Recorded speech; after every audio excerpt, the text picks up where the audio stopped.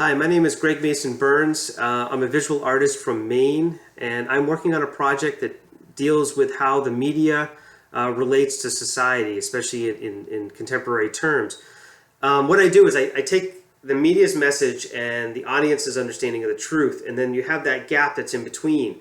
And I go a step further and I ask, what would that gap look like if it were an actual place? So in this gap, what would the people look like? What would their cars look like? The buildings where they work, the houses where they live, the schools where their kids, go to school. What would this town, city, or whatever look like if it were an actual place? Now, this was all inspired by the essential political coup d'etat that happened in Brazil recently with the impeachment of President Dilma. This is as a result of TV Globo's astounding influence and power in Brazil. And it was this process, this political process, that got me to thinking, if everybody knows that the media isn't necessarily delivering the truth, or at least the truth that we believe is true, then what are we to do about it? How can we trust what's out there?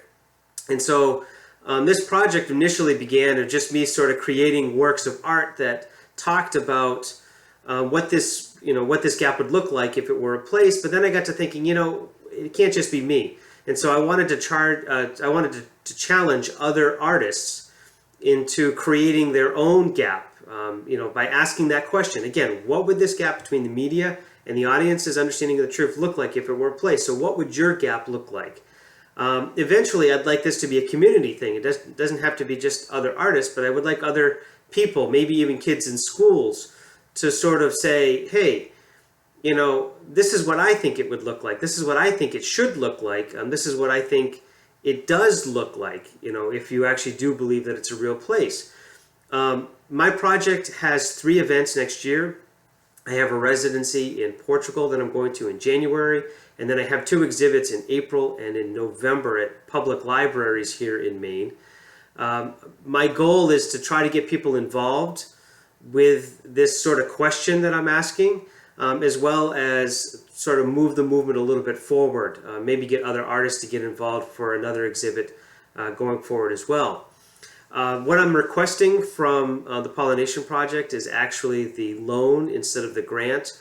I'm requesting the loan mostly because I anticipate selling works of art, and so therefore I hope actually that I will actually turn a profit on this, which I need in order for the project to go forward. If I'm eligible for the grant, then hey, that would be great. But that's what I'm working on, and that's what I'm hoping we can do here. This isn't necessarily an environmental issue. It's not an animal rights issue. It's a very important political and I think socioeconomic issue where you have people who just don't know how to respond to the media's message, and I want to give them an opportunity to respond on their terms. So that's what the project is, and I hope that you are interested in it and that we can discuss this further. I look forward to hearing from you soon. Bye-bye.